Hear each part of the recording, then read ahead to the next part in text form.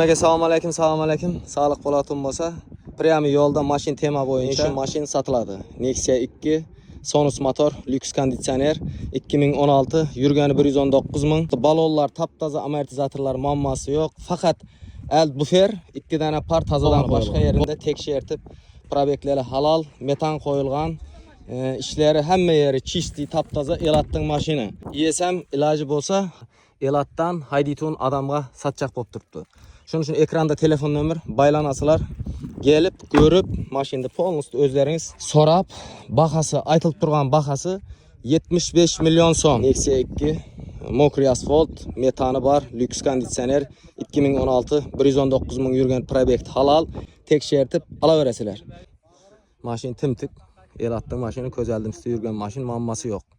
Hammaga rahmet. Sağ olun, salamat olun. Bizler şu yol teması boyunca işlemiz. Hammaga rahmet.